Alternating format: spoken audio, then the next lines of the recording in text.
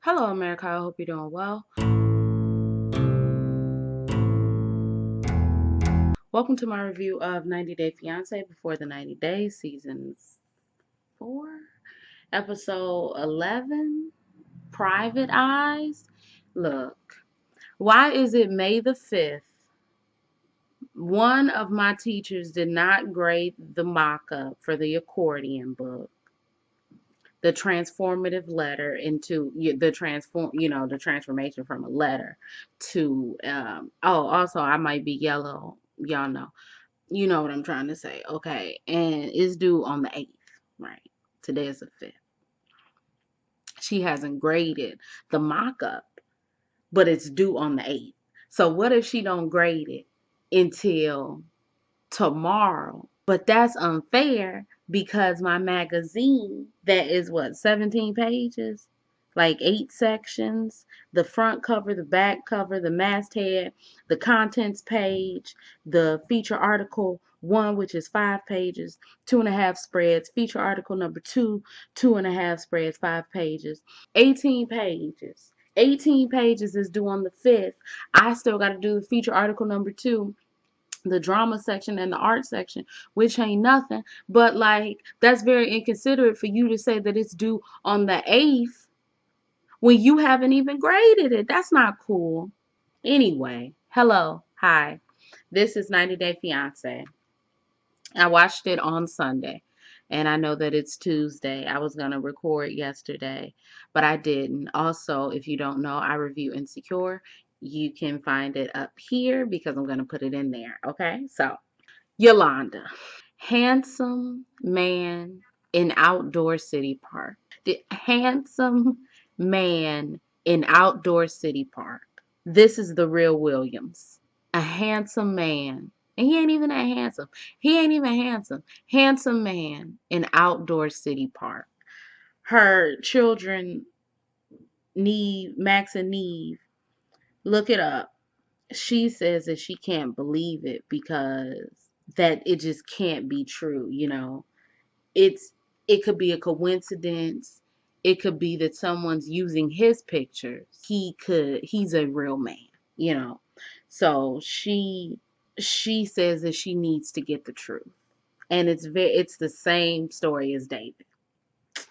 David, I have a couple of questions, but did he leave that cat by herself? What's her name? Matra, Martha, Mother. I don't know. Whatever the fuck the cat's name is. Did he leave that cat by herself? That's number one. Number two, why did the cat and him go in the room at the end of the first scene that he had? I ain't like that. Number three, his friend comes and picks him up. He's like, hey man, I'm sorry it didn't work out. I'm sorry, that you tried to meet her so many times and it didn't happen. And he's like, you know, he says that he's emotionally spent. He he just doesn't understand why he couldn't meet her, why she was hiding, ducking from him. So he wants to hire a private investigator. So his friend, his Russian friend, I don't know whose house they were in, comes over to translate what the private investigator says, or the Ukrainian investigator says. And the Ukrainian investigator says, yo, bro, I did the research. I came up with the conclusion that she be out here. She just, that's not a woman. It's a woman, but it's not your woman. That's just a picture. Who knows if her name is Lana. And he said, me not accept this. His friend was like, cut your losses, move on. And he was like, no. So David is giving me creep, creep, creep vibes. Okay. It's a lot of people on this show giving me creep, creep, creep vibes, but he's giving me full blown creep, creep, creep vibes. David, this person is not real. She's real. You don't know her like I do, which means he's going to track down the person in the picture. I'm sorry. FC and Varya go to this thing that I can't remember the name of, a sauna, but you get hit with leaves. It's a Russian tradition. And I was like, girl, you hitting him with those leaves, girl. You don't know this man. That's all I'm saying. You trying to have fun and say you got to hit hard, but they hop in the ocean naked, and he's sitting there with his nipples out, and he talks about how they went through all the emotions, the happy, the sad, the whatever that makes a relationship. And he says that it was so hard to tell your family about my criminal past. Girl, sir, sir, what about your criminal present? Huh? What about that? Fuck, he wants them to be two old people in a rocking chair. Varya says that the chemistry is there, but she doesn't know if she's ready for that next step. And then they go into the woods. He loved taking her into the woods. They go on this little forest path, and she's like, and I guess he's gonna propose next episode. I don't quite understand why it was so, like, I don't care if they get engaged. I don't care if they get married. I don't care if they don't get married. Like, I'm not invested in this to the point that, like, I need a cliffhanger and I'm like actively waiting to like find out what happens. I don't care. Okay. You know what I really don't care about, and I actually skip, and I never really skip people. I talk about people even if they get on my nerves. Darcey was sending him back his key, right? Tom was in a restaurant. You remember a restaurant? We saw Tom in a restaurant on speakerphone, drinking wine, talking to Shannon. I was listening to him talk about Darcey to Shannon. And then I thought about it and I was like, huh? Why am I doing this? I don't care about him. I don't know her. I'm done. And I fast forwarded. I fast forwarded right through it. So if there was something that was, impactful or meaningful that was said by Tom, I did not see it. I went on Reddit. There was no indication that Tom said anything that was groundbreaking or moving. If I am wrong, please comment down below. Although I kind of don't care. I'm not giving Tom shit. Okay. You're not going to use Darcey. You're not going to use Darcey and then think you and your new girlfriend can be on my television. It's not happening. Okay. The fuck? No. And I do remember that I said I was going to be doing 90 Day Fiance self quarantine. I am going to do it. I am. 3 episodes have come out. I'm going to do it. I just don't know how I can watch 3 hours of content in these days. I could do a recap of all the episodes up to 4, but that would be 4 hours. But then I wouldn't be in school anymore, so I could be free. Anyway, Ash, where were the masculine qualities, Ash? Why are you coming at this woman saying that she attacked you? How can this small, feminine woman attack you? She's so feminine and you're so masculine. There's absolutely no rhyme or reason how this little bitty woman could attack this big, strong man and make him feel my chest. Like, why do you feel like that? What's going on with you? Are you okay? He's crying in the hallway. Men don't cry. What? That's a lady trait.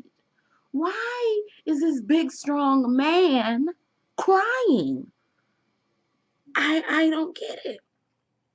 He says that he's been stripped as a man. I didn't think that this small little woman could come up in here with her feminine qualities and not be able to, have masculine qualities inside of her, come in here and strip you as a man. That's I'm He said that she's heartless. She's like a pit bull. A pit bull? She's aggressive. Ain't aggressive a masculine trait? Like tip, like, oh, you wouldn't walk up to a woman and say, "Damn, honey, you're a pit bull." You wouldn't do that, would you? Maybe. Would you? Eh, I mean, if you would, you wouldn't pick me up. But he asks her, "Why do you hurt me? Why? You're heartless. You're deeply." What did he say? She was deeply what? Fuck, I can't remember what he said, but she's deeply something. Deeply, deeply. Then he said, "I'm gonna leave. I'm gonna grab my things and I'm gonna leave." And she was like, "Avery, do you love me? Do you want to be with me? Because if not, I'm gonna walk right out that door and I'm not gonna come back anymore. Do you understand me?" And she said, "Okay." She says that she's done. And he says, "She doesn't care. She doesn't care. She doesn't care." I'm so confused. No, I was going to say I've never seen a man contradict himself so quickly, but I have before. So I'm not at all shocked nor surprised by his behavior. So, um, oh, and also the scoop, not the scoop, like it's like not tea, but he is only doing this because this was supposed to be the day that they were supposed to go and fly and meet his son and his ex-wife. Okay, that's the real tea. Come on. Come on. He was like, "We were supposed to go meet my ex-wife and my son, but now she's acting like this, and I really don't know if we can." Yeah, because you never wanted to do it in the first place. Don't try to Rubik's Cube me. The fuck? Anyway, moving on. Oh my God. Erika and Stephanie, the thing that made me say, "Is this manufactured TV drama?" is the fact that she said, I can pretty much tell my parents anything and they are, like cool. So if you can pretty much tell your parents anything, why didn't you think that this would be something else that you could tell them? I mean, the scene was heartwarming, everything, but like I just felt like it was manufactured TV drama because it doesn't make sense. If my mother is 100% open with me and I'm open and honest to her and I know that I can come to her for like, and we can talk and it's not going to be no judgment, then why would I feel like it would be judgment when she's shown me a track record that she's not going to judge me? So, I was just like, okay, well, and then they asked Stephanie, is she going to come out to her mother? And she's like, "I don't know. I tried, but blah, blah, blah." And, you know, okay.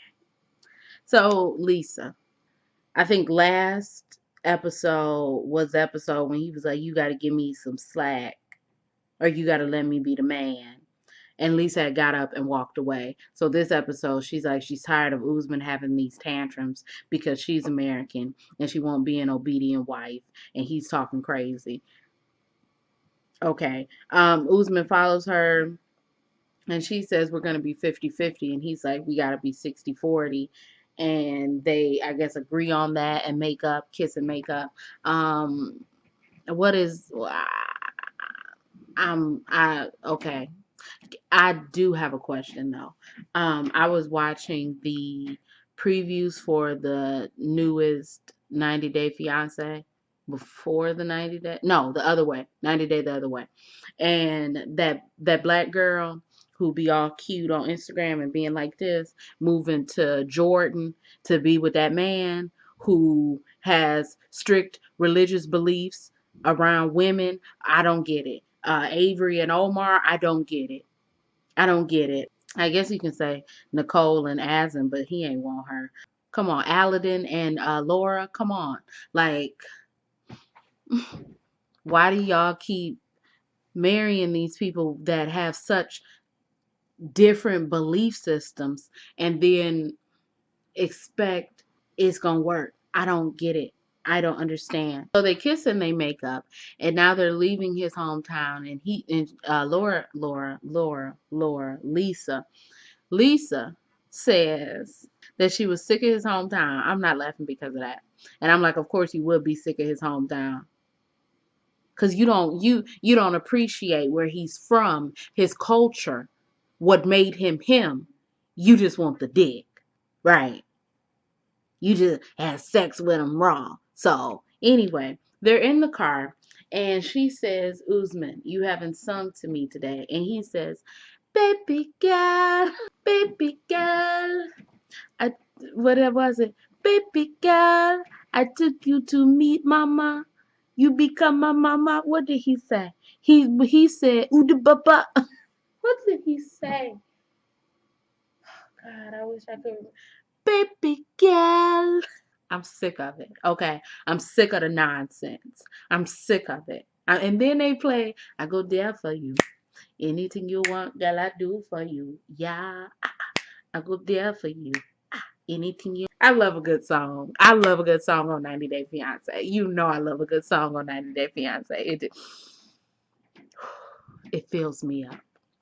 So they're going to the courthouse because they need to find out what they need to get the marriage license.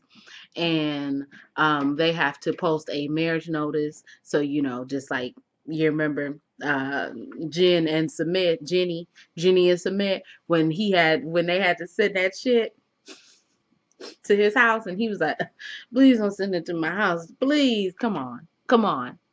Same thing.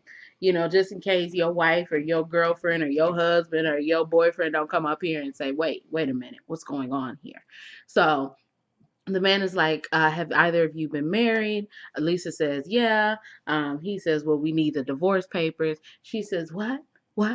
And then she said, mm.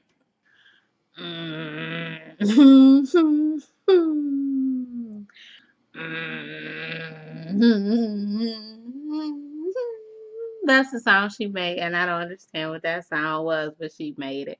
She's upset because Usman was supposed to go up there beforehand and see what they needed. But then I was thinking about it, and I was like, why are we acting like we don't live in the 21st century? This is not the 1800s. Well, if it was the 1800s, I was like, this is not the 80s. Like, you can have somebody send you over a copy of something. I'm confused. I've had to send over a government issue document. Like, what are you talking about? I scanned it and I sent it, and I'm just like, what? Like, print it out. I don't, or like have them literally email it directly to the people that need it, and they can get it. I don't. So she was making a big deal out of this. And I'm like, but I can print stuff from my phone. We're in the 21st century. So I don't care. We got a Rose. Okay. Rose. They're swimming in the pool because Ed said that he doesn't like swimming in the beach because he's going to get sand. Girl, whatever. Boy, whatever. And, Um, Rose said that she was very hurt by the accusations he made, saying that she was in cahoots with her sister about this money, but she can forgive him and they can enjoy their vacation. So then she says, I like the view, and he's like, I like the view better, looking at her like, whatever. So he says, Rose, I have to tell you something. And she's like, huh? And he's like, I don't want any more children. I want to get a vasectomy. And she's like, what? And he was like, snip, snip. Excuse me, snip, snip. What does that mean? I said, I don't understand. Say, I would get a procedure that would prevent me from having kids. Like, that's easy to say. But anyway, she says, huh? I don't want any more kids. She says, okay, I'm going to give you some time to think about that. And he says, I don't need to think about it. I don't want any more kids. Now, I know that this is like, I don't know. But like when you say, I don't need any more time to think about it, I don't want any more kids, you're not presenting Rose with a an ultimatum. Am I wrong? And you're telling her either you have to change what you want in your life to be with me or don't be with me. Right. So I take it that's how Rose was feeling because she said, okay, well, and she got up and she left. Then the next morning, Ed couldn't find her. She didn't leave a note with the front desk. She's not answering his calls. She comes, she sits down. I had to go and I had to clear my mind.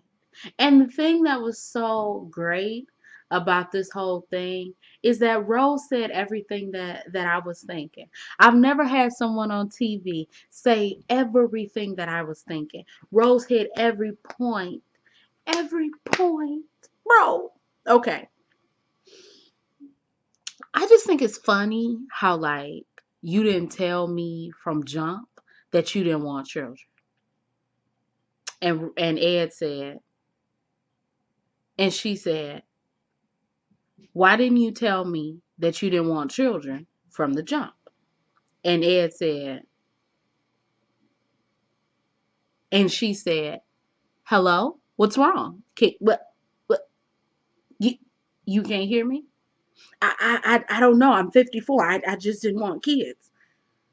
I didn't ask you what your age was, nor did I ask you if you wanted kids or not. I asked you, why didn't you tell me when we had met? And what's really crazy is like I was thinking about everything, right?